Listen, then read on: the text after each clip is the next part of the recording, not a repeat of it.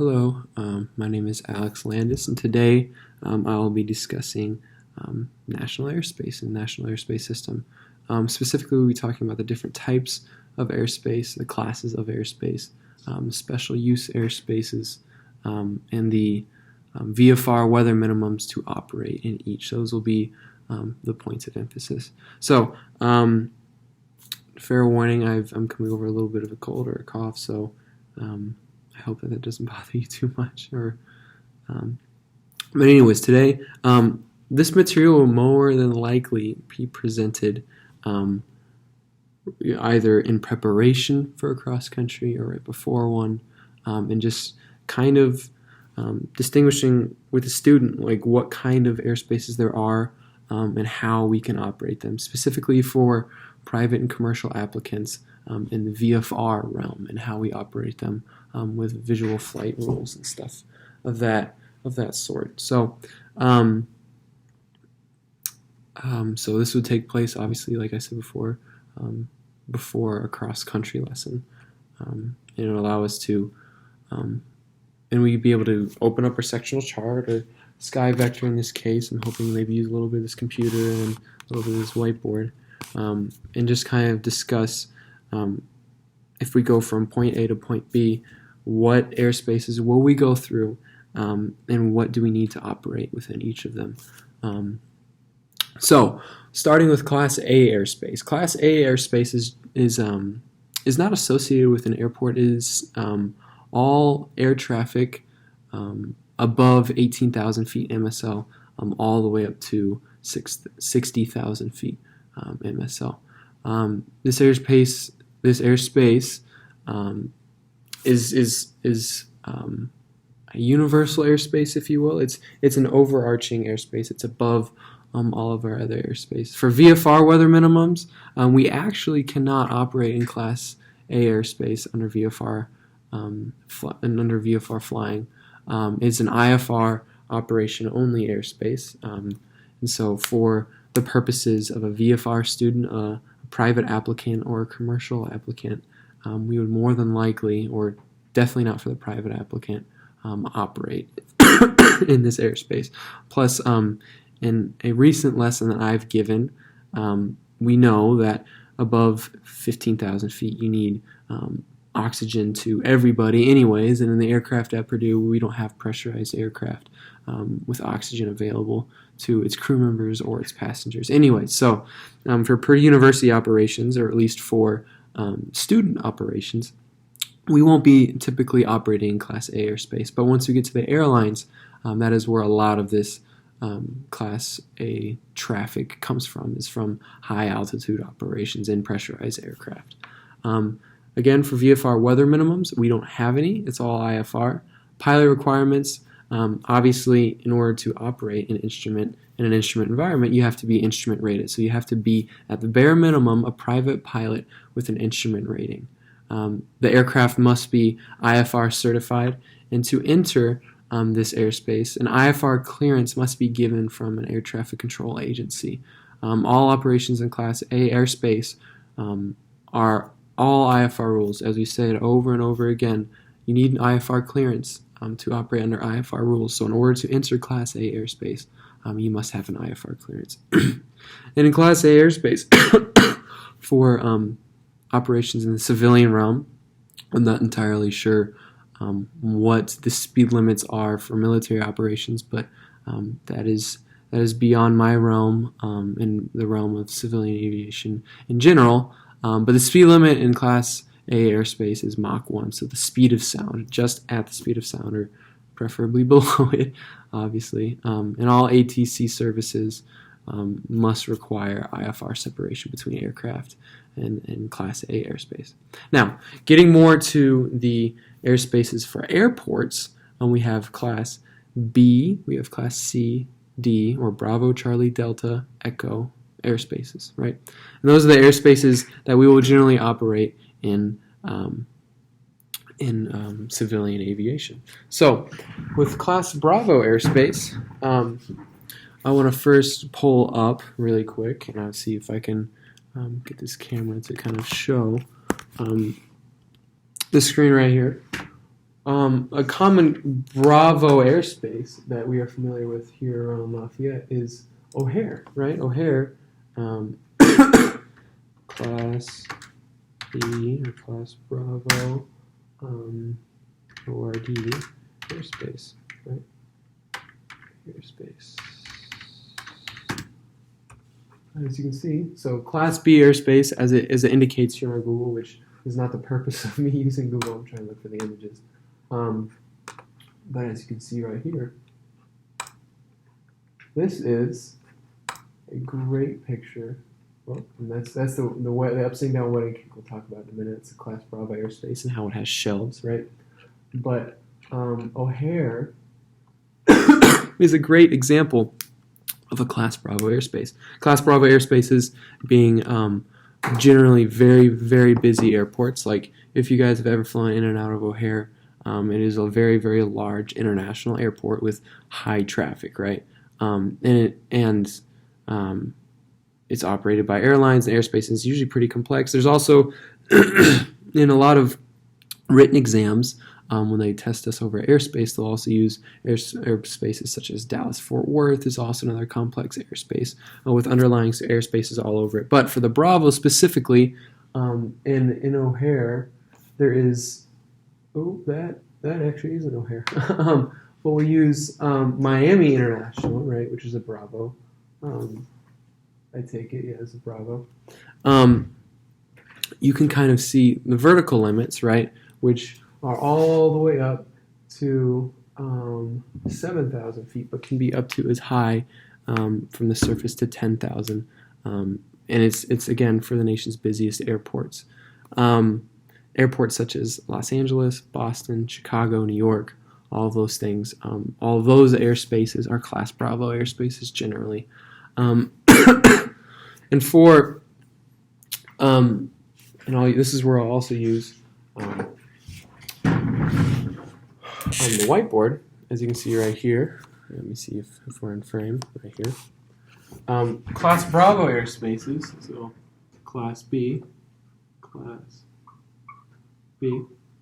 are generally characterized as an upside down wedding cake, is how a lot of people like to operate them. So if this is the floor, right? You have here, and the airspace will go out to here, airspace will go out to here, right?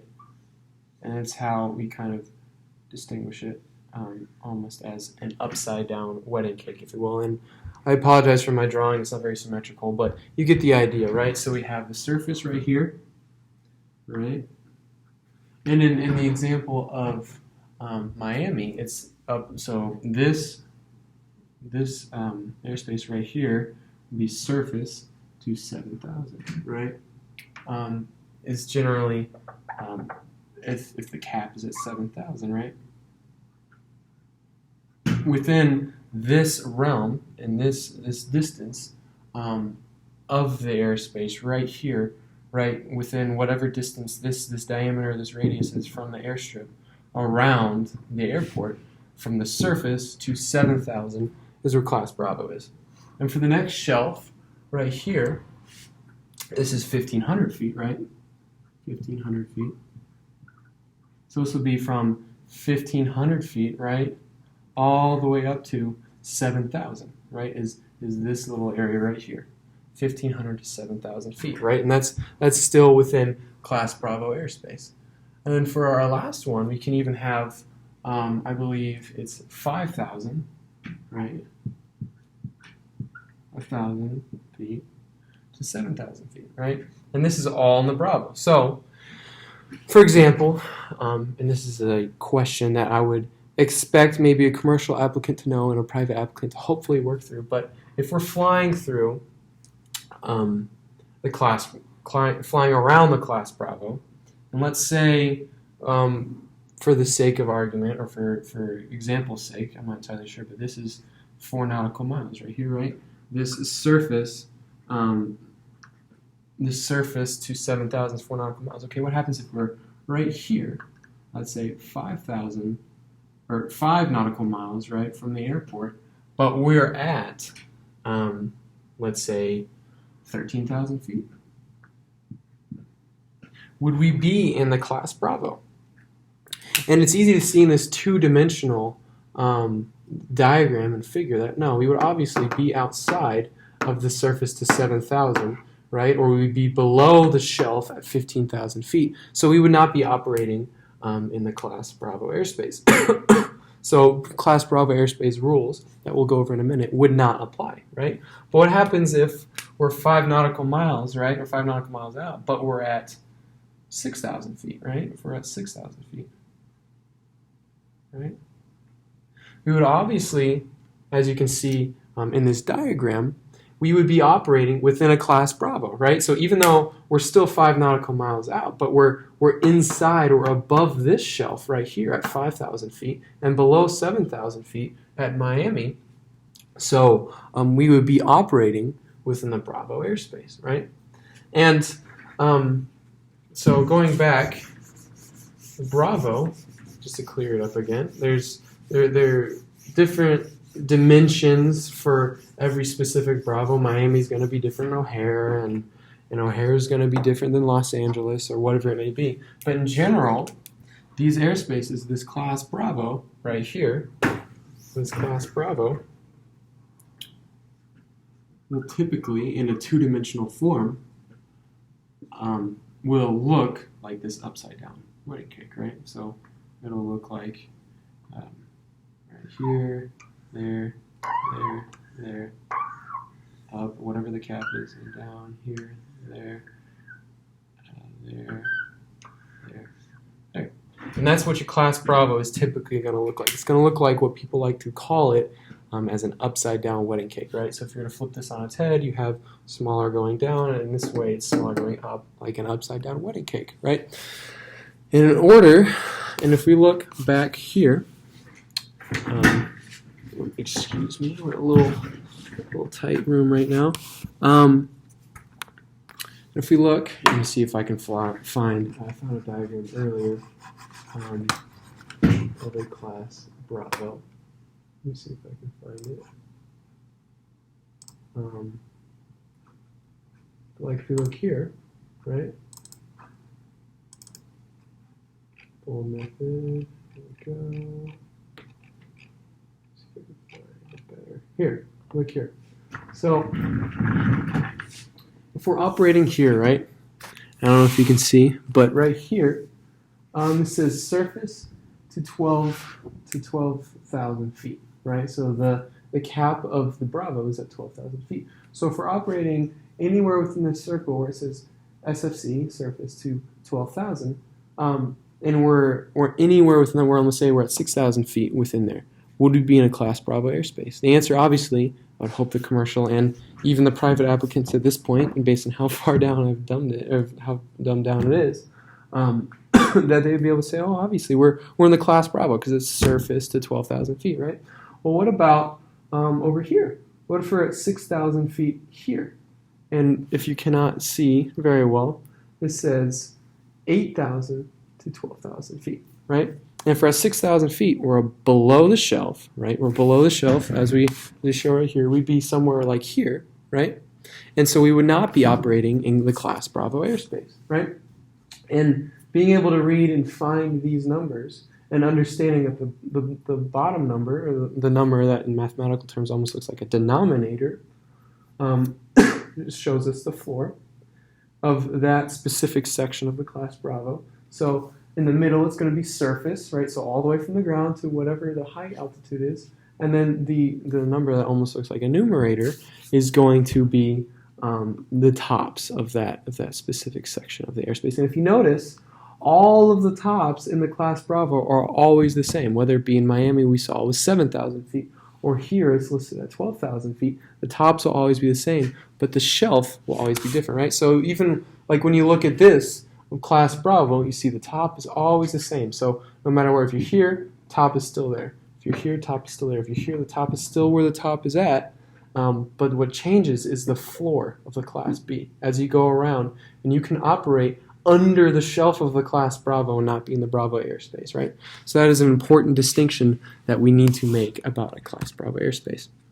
And for the Class Bravo airspace, something that I would hope before I gave this lesson, I would have my students at least look over so they wouldn't be completely lost and they would understand what is to be required of them. But the VFR weather minimums, for a commercial applicant, I might ask them what they are, because having taken the private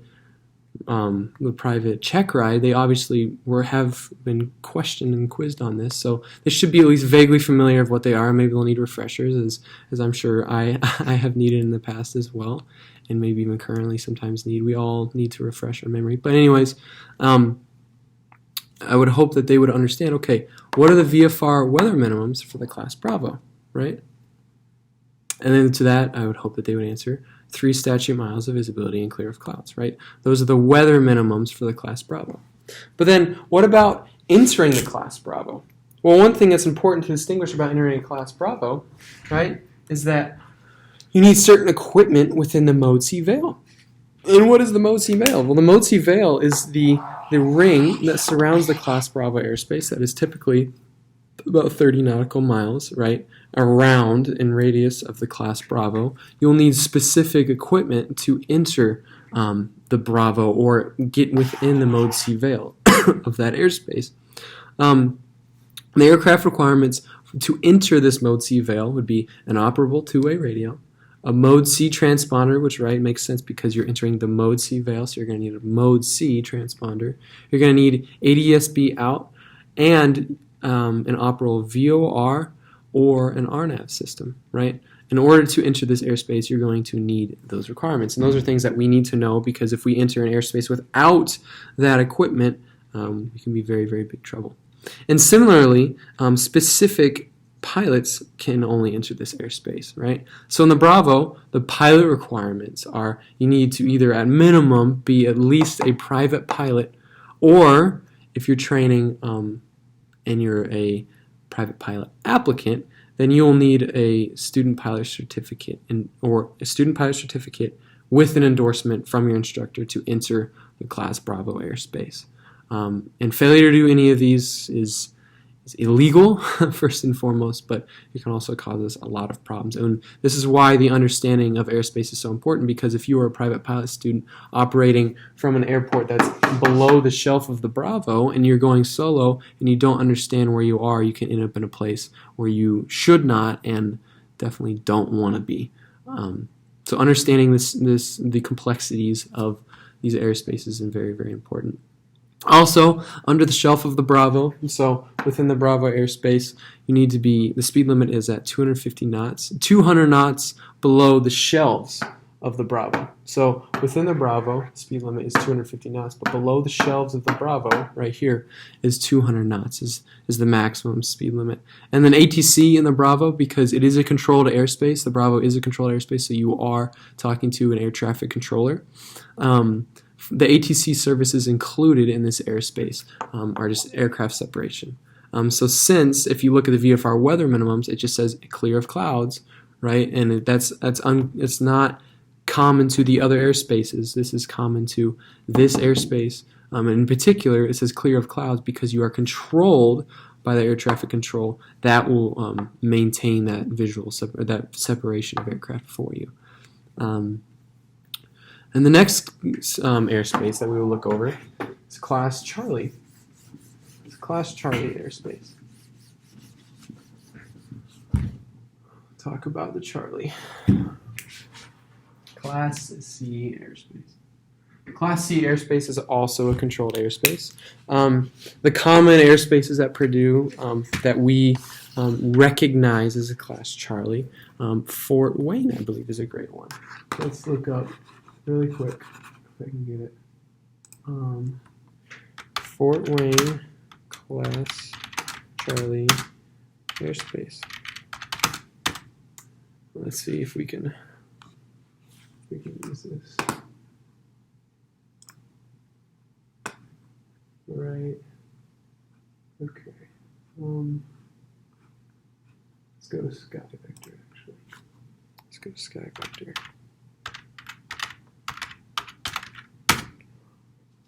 All right. We go in here. We look right here, Fort Wayne. Right? So something I also forgot to include, actually for the class Bravo, that's important to distinguish is distinguishing between these airspaces. The ring around a Bravo will be a bold blue. It will be a bold blue ring. And if you see here, the ring around, if you can see, the ring around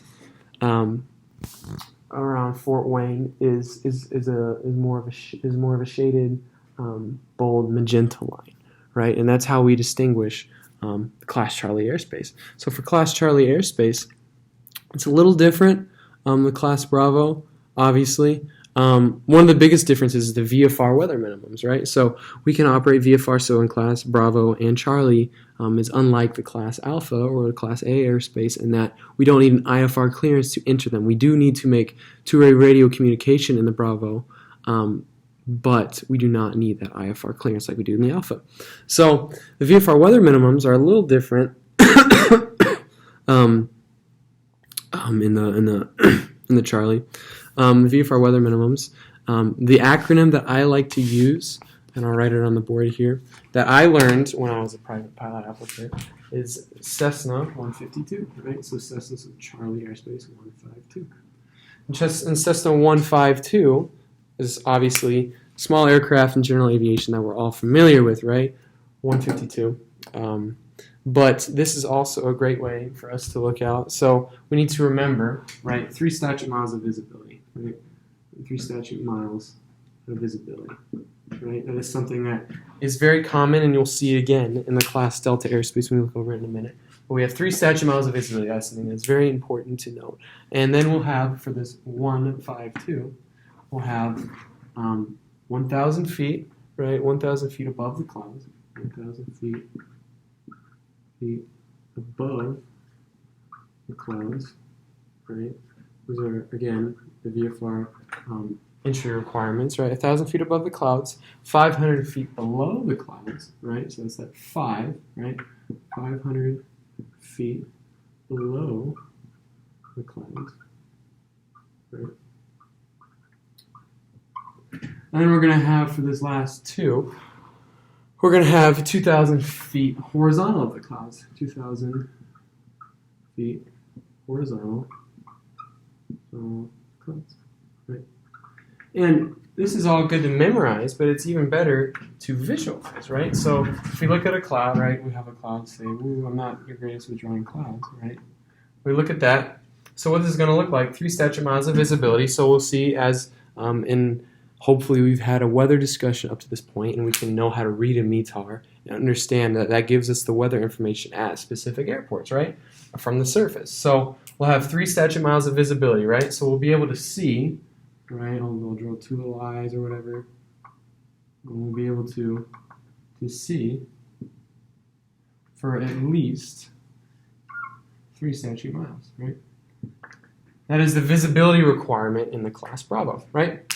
So on top of the visibility requirements, obviously we'll look at 1,000 feet above the clouds. So when you're in the vicinity of the clouds, you must be 1,000 feet above them, right? 1,000 feet above the clouds, right? And then you must be at least 500 feet, right? 500 feet below.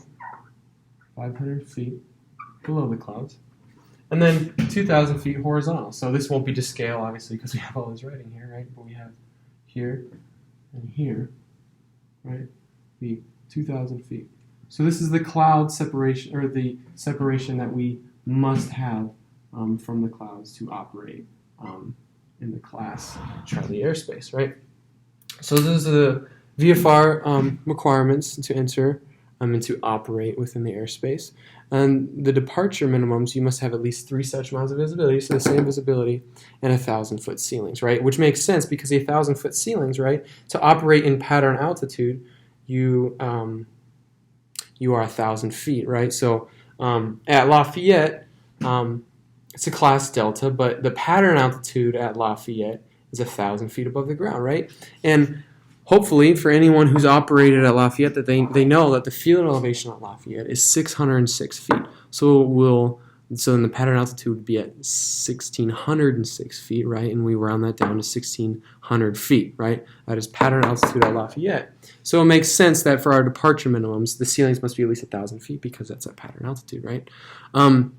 The class Charlie, in terms of pilot operations and pilot requirements, is a lot less restrictive than the Bravo. Again, Charlies can still be busy, right? There's still a lot of regional traffic that goes in and out of Fort Wayne, for example, but is definitely not as busy as O'Hare or a Bravo airspace, right? So the pilot requirements aren't nearly as strict. In order to operate in a Class Charlie airspace, we're going to need just a student pilot certificate, no endorsements, no technical private pilot certificate, right? You just need that student pilot certificate. And again, as we go through these airspaces, they're going to get a little less restrictive as we go. So the Charlie is is a little different than the Bravo. So in the Bravo, we talked about earlier how we need operable two-way radio, mode C transponder, ADS-B out, and a VOR or RNF system, right? And for the Charlie, we only need the two-way radio, right? We need the mode C transponder still and the ADS-B out. We do not need the same VOR RNF systems suitable for our IFR operations, right? And those are IFR requirements, right? So even for the Bravo, we don't necessarily need those to operate if we're not operating VFR, if we're not operating IFR, right? But for the Charlie, those are the things we need to have. We need to have those three: two-way radio, mode C transponder, ADS-B out. And those are things that are bare minimum of what we need to operate the Charlie, right? In order to enter this airspace, similar to the Bravo, we need to establish two-way radio communications, right? And the Bravo, actually something I failed to mention, is that we need to be cleared into Bravo airspace, right? We can't just establish radio communications. We need to be cleared into the Bravo. And then in the Charlie airspace, we just need to establish those two-way radio communications in some sort of fashion of recognizing a call sign or a tail number, right? So if they don't recognize that, hey, we're Purdue 65 or Purdue 52, or whatever our call sign is, or for the Purdue Aviation people, if we're Vader 97 or Vader 99 or whatever the case may be, if they don't say our call sign, we are not cleared into the airspace. They need to understand who we are, right? So similar to the Bravo, in the Charlie, so below the shelf of the Charlie, right, we had to be within 200 knots. Well, within the shelf of the Bravo, sorry. Well, same thing with the Charlie. Within the Charlie, you need to be operating at 200 knots, which is below 2,500 feet usually, above the ground level. And within 4 nautical miles of the Class Charlie, we need to be below, at or below that 200 knots, right? And the ATC, and the services the ATC provides are IFR separation, IFR to IFR separation, or IFR to VFR. Also, VFR traffic advisories are offered by ATC. So Class C is also a controlled airspace, right? Now for the Class Delta, this is the one that we are more familiar with, right? We are more familiar with the Delta, and hopefully you realize that because Lafayette is a Delta airspace, right? So for the Delta, right? Probably shouldn't erase that because actually a lot of the same things that apply to the Charlie also apply to the Delta. For example, the VFR cloud clearances, and right, the VFR weather minimums that we have for the Class Delta are pretty much identical, or they are identical to the Class Charlie, right? So for the cloud clearances, we will have, right, we'll have that 500 below, right? That 1,000 above, right? 1,000 above. And we'll have that 2,000 feet, that 2,000 feet horizontal cloud clearances, right? 2,000 feet. Right, we'll go here, 2,000 feet. It's all the same stuff. All the same stuff that we saw in the Charlie, we also see in the Delta in terms of VFR weather minimums, right?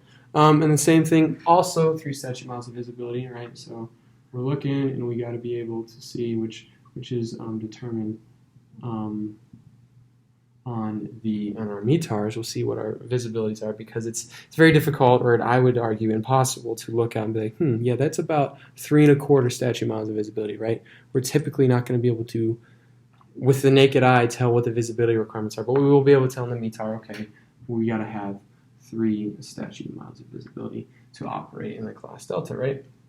So, the question I might ask students, since they are familiar with the Delta because they've been operating in it hopefully up to this point, or either have been or will be very soon operating. Okay, so what does Lafayette have, right? Like what do you think? What are things that Lafayette has, right? Just in general, and they say, okay, well, I noticed that out in the runway, there's a tower, right? So okay, class Delta, then we can infer, is a controlled airspace, right? It's a controlled airspace, just like the Charlie. The Bravo. Now they offer different things, but the Delta and the Charlie are actually very, very similar. So one of the differences, though, is that the only thing that you need, or the only few things that you need for aircraft requirements, you only need a 2-way radio. That's it. You don't need, like in the class Charlie, you're going to need 2-way radio, mode C, and ADS-B. For a class Delta, you only need that 2-way radio. So that is probably the defining and distinguishing factor between the Delta and the Charlie, is those minimums, right? And as we go down, Bravo is the most restrictive, Charlie you're going to have a little less, and Delta we have even less, right? Very, very similar VFR weather minimums, right? But the aircraft requirements are not quite as strict.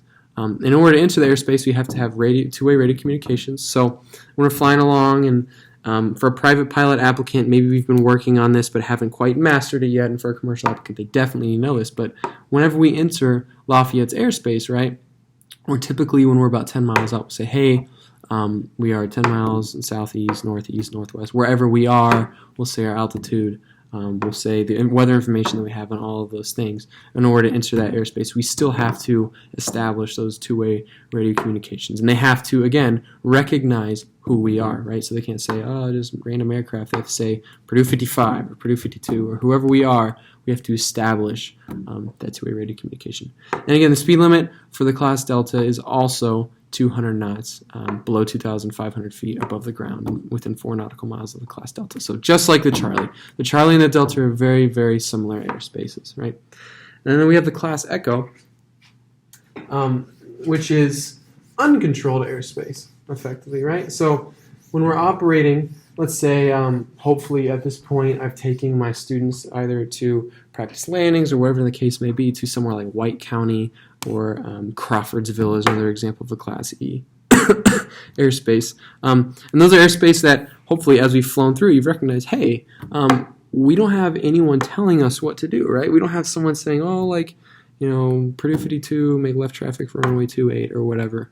We don't have people telling us to do that, right? So it is even more important that when we get in, like obviously when we enter the Delta, we need to know the weather. We need to have the information. It's a requirement for us when we make our call into Lafayette, right? But it is even more important, I would argue, at a Class Echo airspace, because we don't have people directing us. So when we're landing, we need to know, obviously we want to land into the closest we can to a headwind, right? So when we get that weather information from the ASOS or the AWOS or whatever is the weather equipment at either of those airspaces, is going to be different, because we need to pay even closer attention, as we should be for entering the Class Delta as well with the ATIS, but even more so with the Echo. We need to understand what the weather is doing, right? So if we're at White County, and I believe it's a straight north-south runway, right? We need to understand, okay, where are we going to land, right? They're not going to tell us, okay, maneuver or enter the downwind for runway 18 or 36, right? We're going to have to figure that out. So when you come in with the weather, we have to make sure that we have the winds, especially. So it's not controlled like an A, B, or C, right? Alpha, Bravo, Charlie, or Delta. In most areas, Class E airspace is from the base to 1,200 feet AGL, right? So even below those shelves that we were talking about, and also the Delta, right, will look not like an upside down wedding cake, but right, it might look like this, right? So in these spaces here, this is technically Echo airspace, right? But you're also going to have airports that have no control tower, right? And so it's just all echo airspace, right? So all echo airspace. So the question would be, okay, what are the weather minimums? Like, what do we need to weather-wise to enter these airspaces? So VFR weather minimums below 10,000 feet are a visibility of 3 statute miles, and that's a visibility that you'll see a lot, if you haven't already noticed, for the Bravo, Charlie, and Delta. All the visibilities have been 3 statute miles, right? Cloud clearance of 1,000 feet above, right? So again, going to the cloud clearances is 1,000 feet above, 500 feet below, 2,000 feet horizontally, right? So it's all the same stuff below 10,000 feet. So this is important to distinguish. This is Class E below 10,000, right? So once you get above 10,000, we'll talk about this in a minute, but it changes up a little bit. Well, below 10,000, right? It's effectively all of the same thing. So right, it's 1,000 above. It's 500 below. 500, 1,000, 2,000 horizontal, right? 2,000, right? 2,000. The 3 statute miles of visibility, right? Now the difference comes for the Class Echo airspace is that above and below 10,000 have different VFR weather minimums, right? So for below, right, below, so again, visibility, what we can see, right? So below 3 statute miles, right, below 10,000 feet, right? But when we get above 10,000 feet, we go and above 10,000, right? It changes, right? So our visibility goes from 3 statute miles at below 10,000 feet to above 10,000 feet. So this is below, right? And above 10,000 feet, it is 5 statute miles, right? So it's all going to change as we go. So above 10,000 feet, it's 5 statute miles, right? And the cloud clearances are also a little different. So instead of 1,000 above, 500 below, it is now, so this is below, right? This is going to be actually above and below, right? 10,000 feet. It's above and below 10,000 feet. We still have the vertical cloud clearance of 1,000 feet above, right? But also below it, above 10,000 feet, we're going to have 1,000 foot separation below the clouds. And this 2,000 is actually also going to extend, so that's below 10,000 feet, is going to extend to 1 statute mile horizontally. So a whole mile, 1 statute mile above 10,000 feet. Oh, that looks like a 5. Oh my God, it is. 1 statute mile above 10,000 feet. So that's what's unique about Class Echo airspace, is that it's not necessarily just defined by an airport, right? Like so similar to Class Alpha, but not at all like Class Alpha, right? So Class Alpha isn't necessarily tied to an airport, where Class Echo can be. It can be an overlying airspace of a Class Echo airport, but it is also a lot of other airspace is where we will find the Class Echo, and it will change above and below 10,000 feet, as we've been able to distinguish there, right? And since there's no controller for this airspace, right, it's just there's no separation services provided for VFR aircraft. IFR aircraft are required to be in radio communication with ATC, right? All those things, but there's no controller necessarily above an Echo airspace, right? So aircraft requirements, you still have to have that transponder and that ADSB out when you fly above 10,000 feet specifically. This excludes airspace at or below 2,500 feet, though. You do not necessarily have to have that ADSB out equipment. And then the last airspace that is not very common, but we will see it occasionally, is Class Gulf airspace, or Class G airspace, right?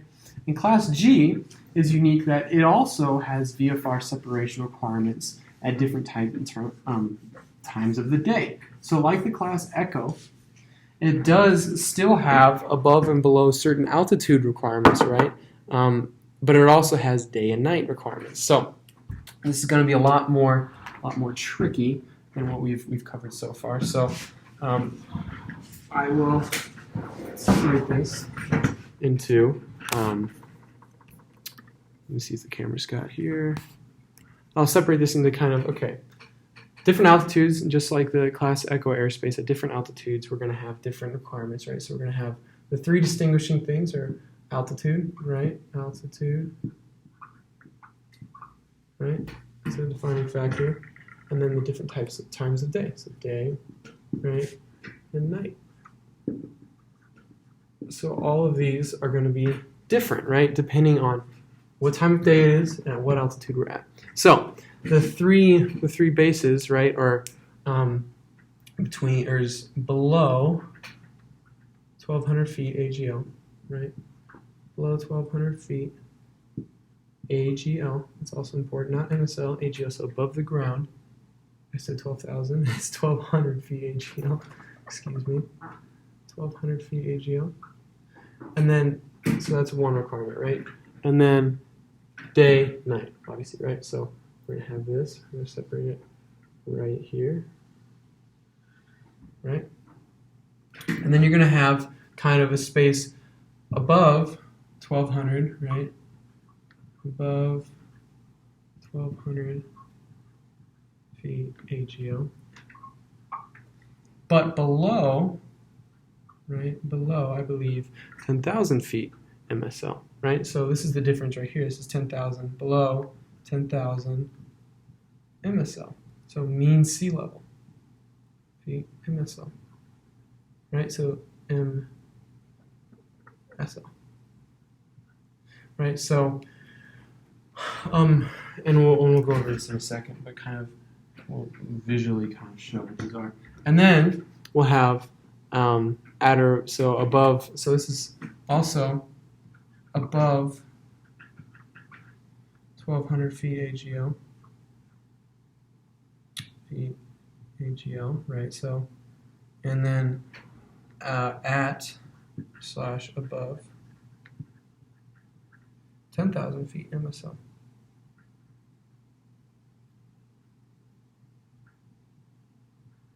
And this might seem odd to you. It's like, okay, well, where would you be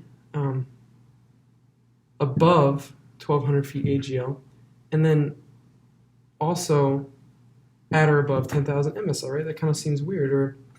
But if you think about it, in high altitude operations, right, like in Denver or in the mountains in Colorado or wherever you might be, these will obviously play a role into, okay, being both above this height ground level, but also above this height in MSL, at or above this height in MSL, right? So based on different altitudes at different airports, those things are going to change, right? And then now going to the day and night requirements at each of these altitudes, right? We're going to have 1 statute mile of visibility and clear of clouds at below 12,000 feet AGL. So 1 statute mile visibility and clear of clouds. 1 statute mile visibility clear of clouds. So during the day, at this altitude, these are the VFR weather requirements, right? Statute mile. And at night, these change considerably, right? This is going to look a lot more like our Cessna 152, right? So we're going to have 3 statute miles of visibility, right? Visibility. We're going to have 500 feet below the clouds, 500 feet below. We're going to have 1,000 above.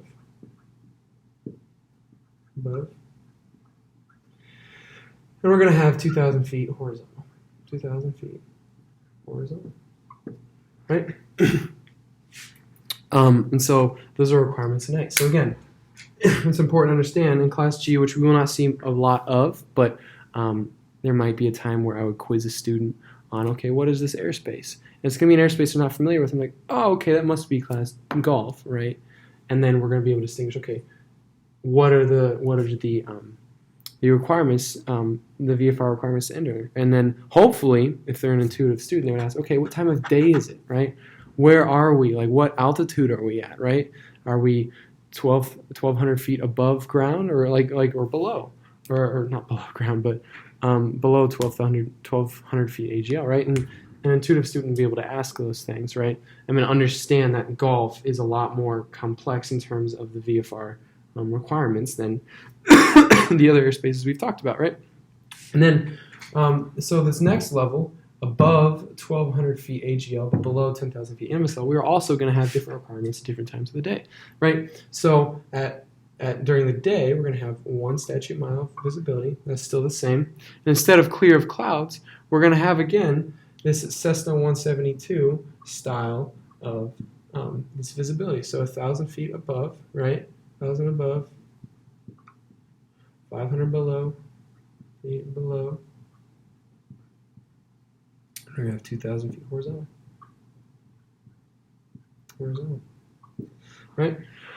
Those are requirements during the day for those. At night, we're going to have 3 statute miles of visibility. 3 statute miles of visibility. We're going to have 1,000 feet above, right?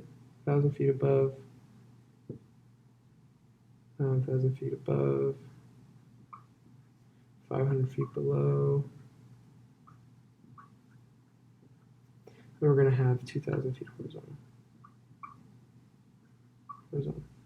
Right, those are requirements for night, above 1,200 feet AGL, but below 10,000 feet MSL, right? So it's kind of nice for day and night. The only difference is at this altitude range is the visibility requirements, right? So they both have that Cessna 152 style, at least the way I like to remember the 152.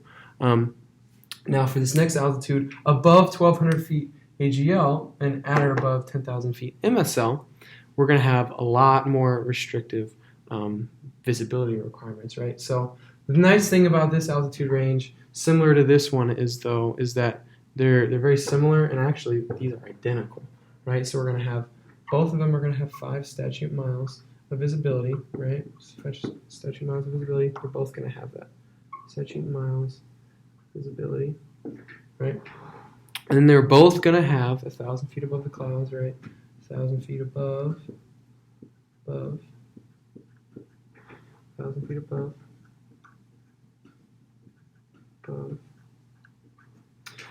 They're both going to have 1,000 feet below, 1,000 feet below.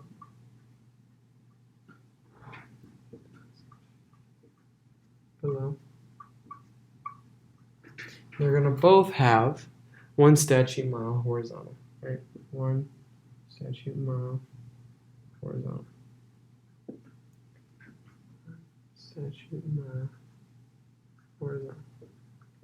Right, so those are our weather requirements, or VFR minimum requirements for the class Golf Airspace, right? So in this scenario, for a student, I would say, okay, hopefully all along, and I probably would have said this at the beginning, make sure that as we go along you're taking pictures of these things, because I don't necessarily expect you to understand and fully know these or memorize these based on first glance, but this would be something that would definitely be a homework item for these students to go home and look over and become more and more familiar with. So it's the class Golf Airspace, right? So now we've covered all the classes of airspace, and we've gotten a general understanding of what they are and how they operate and what we need to do in order to operate within them, right? And becoming more and more familiar with them as you go along in training is definitely going to help a lot with our understanding of these airspaces, right? Now, for the next one, we have special use airspace. And for special use airspace, the way I personally like to remember them is by a special acronym that I've gone over, that I've been taught, and that I remember when I was memorizing special airspaces, it's kind of difficult for me to necessarily remember all of them and what they do and stuff like that. And one acronym that helped me out a lot was an acronym called MCRAP, right? So a little McDonald's-esque, right? But we're going to go with it, MCRAP, right? And for the first one that we covered, it's the MOA, right? So the MOA, it's the military operating areas, right? MOA. Military operating areas, we can also actually want to look at sky vector, because there is one that is very, very pertinent to us, because it's actually right within Lafayette's airspace, right? So I'm going to zoom out of this, go the other way, and sky vector, and hopefully you can see it. I'll try to make sure you guys can see that. If we go over to Lafayette, right around, it's Indianapolis, right? Samoa, right by Lafayette, if I can find, that's White County. Here we are, right here, Lafayette. And if you see right here, this is rigged teeth-looking outline is the MOA for, I believe it's, Grissom. It's Grissom's MOA right here, right? So this is the military operating area. So this airspace is established for, and I hope you can see it. I don't know if you can necessarily see it on the screen. I apologize, but you can see it in person. So for the military operating area is an airspace which is established for the purpose of separating certain military training activities from IFR traffic. So for VFR traffic, there's not necessarily any requirements to enter. That is more on the IFR side. But it's still important to understand that this is an area where military operating activities can happen. Like I know at Grissom, I think that there is an A-10 unit out there that operates, but there's not necessarily anything in particular that is required for VFR traffic in this scenario. Just IFR traffic, and IFR separation can be provided by ATC and must be provided by ATC in these areas, right, for the MOAs. And then what we have next are the controlled firing areas, right? Let me see if I can get my marker. Controlled firing areas. Really quick. Right, controlled firing areas.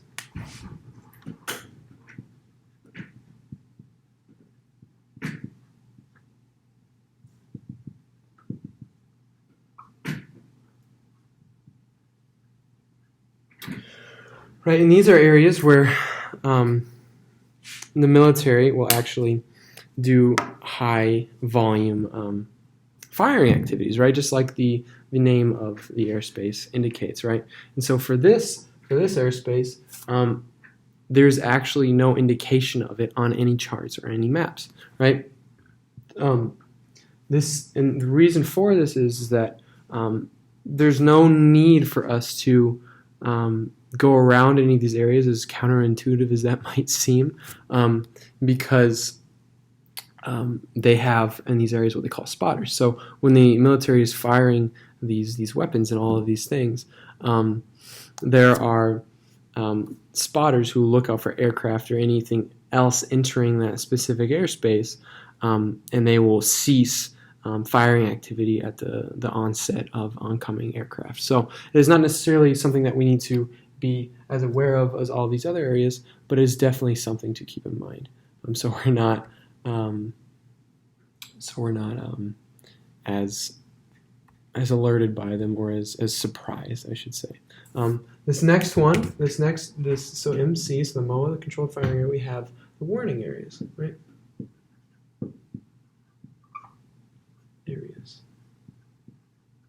Right, and these warning areas, what they are they contain activity that could be potentially hazardous to non-participating aircraft, right? And this is something that is definitely something we should be aware of, and it's not necessarily restricted. We don't have to avoid these areas, but they are still areas that we should be aware of. Just like the MOA, we're not necessarily restricted for VFR activity to enter them, but it is something that we should use caution when operating within for whatever reason if something were to go wrong, right? And then the next one is something that we cannot enter, right? These airspaces, restricted airspaces, restricted, right? Restricted area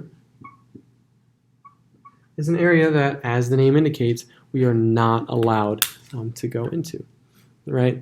And this is, you can see them, and they have a kind of a blue teeth, and they can be circular, they'll have, usually it will say like R dash whatever number, and it'll say restricted next to it. And those are areas that we cannot operate in, the restricted areas. And then the next one are the alert areas, right? In our MCRAP acronym, we have alert areas, right? Alert.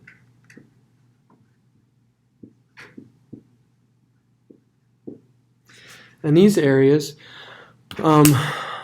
they are established to inform non-participating pilots or pilots that are not operating that airspace of high volume activities such as pilot training or other aerial activity. Maybe it could also be paratroopers, or not paratroopers, parachutes as well, stuff like that. Areas where there's a lot of activity that is not necessarily common to a specific type of airspace. They're going to be these magenta teeth-looking things. So this is black, right? So all these teeth, when I say the teeth, just as we saw up here, instead of being blue, it's going to be magenta, right? So it's going to have all these little teeth coming out of it. And it's going to surround whatever airspace we're looking at, right? So these little teeth, and they're going to be magenta color, right? In these alert areas, right? It's just telling you, okay, you can operate within this area, but you just need to understand that there is a lot of activity in this area that we need to be aware of, and we should probably look at the NOTAMs beforehand entering these airspaces. And the last one is prohibited airspace, right? Which, as the name indicates, we cannot operate in a prohibited airspace, right? So prohibited airspace. Prohibited. Right? And we are not allowed to operate in prohibited airspaces because they're prohibited, right? And it's usually all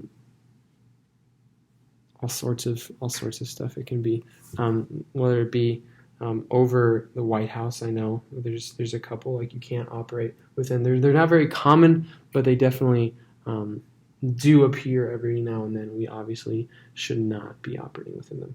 Other things to be aware of that are not necessarily as set in stone as any of these are TFRs.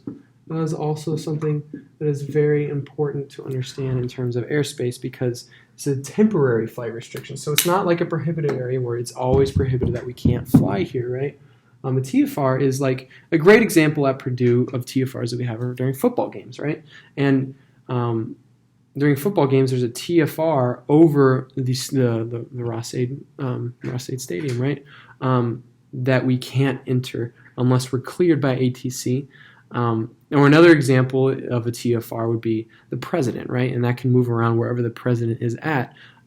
We cannot fly anywhere near Air Force One. We cannot fly anywhere near that TFR because obviously for the safety of the president or other political or public figures, right? They'll usually have TFRs established around them.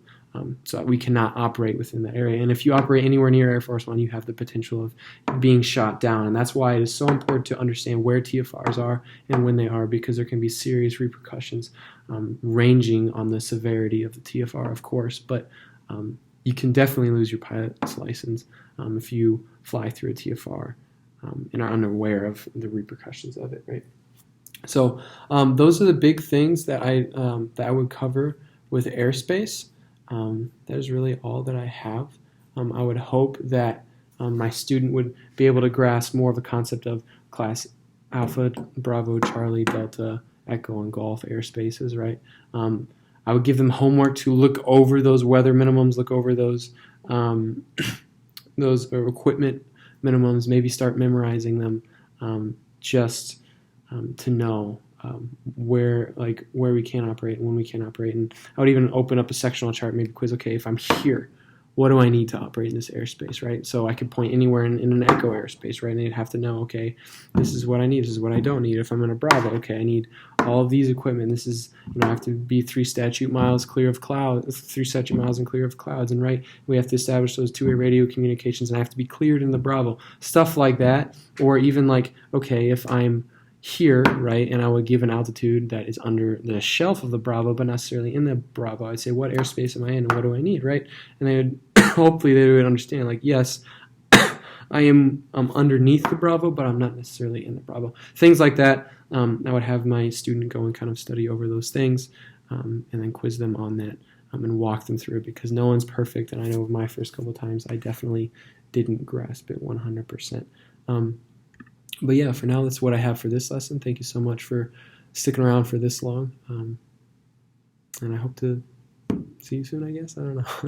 Have a good one.